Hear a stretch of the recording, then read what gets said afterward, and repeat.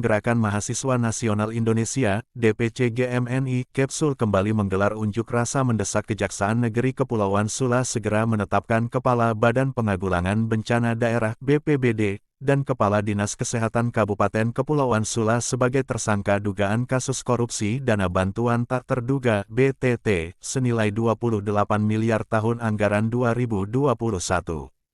Kamis, tanggal 8 Juni tahun 2023.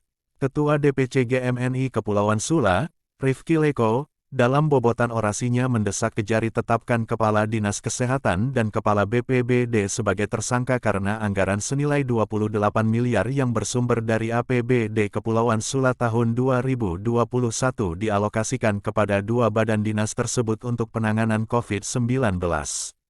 Namun anggaran yang dikelola oleh dua badan dinas yakni BPBD dan Dinkes sebagian besar tidak terrealisasi untuk kepentingan masyarakat. Malah digunakan untuk kepentingan pribadi masing-masing. Ucap Rifki. Untuk itu, lanjut Rifki, Kejari Kepsul harus lebih jeli menangani kasus tersebut dan secepatnya menetapkan dua orang kepala badan dinas tersebut sebagai tersangka karena mereka adalah pelaku utama yang menyalahgunakan anggaran BTT senilai 28 miliar. Jika dua oknum ini terbukti bersalah menyalahgunakan anggaran tersebut maka dituntut dengan hukuman mati sesuai dengan Undang-Undang Tipikor Pasal 2 Ayat 1, pintanya. Sementara Kepala Subseksi Penindakan Pidana Khusus Kejari Sula, Willy Febri Ganda SH, saat hearing bersama masa aksi menyampaikan bahwa kasus tersebut merupakan salah satu dari dua yang ditangani Kejari.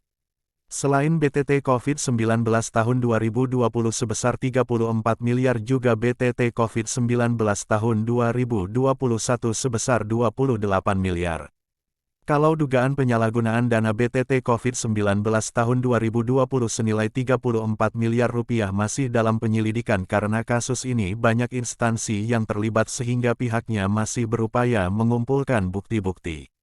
Ada 6 SKPD yang terlibat, kata Willy. Sementara, lanjut Willy, untuk dugaan penyalahgunaan dana BTT COVID-19 tahun 2021 senilai 28 miliar sudah masuk tahapan penyidikan dan pihaknya juga sudah memeriksa saksi dan sudah mengumpulkan data-data.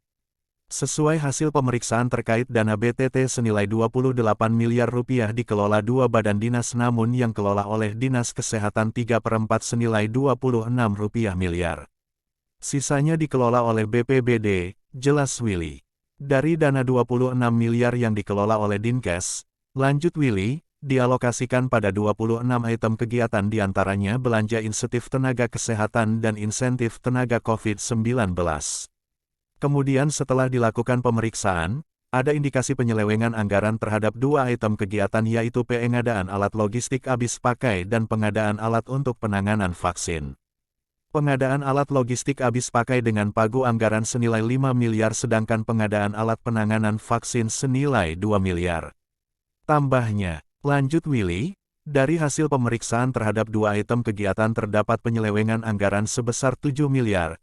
Pihaknya sudah mengantongi bukti dari keterangan saksi dan sudah memiliki dua alat bukti yang kuat. Namun kami tidak bisa semena-mena menetapkan tersangka sebelum menerima hasil audit dari BPKP untuk membuktikan kerugian negara. Kalau kami sudah terima hasil dari BPKP, kami langsung tetapkan tersangka.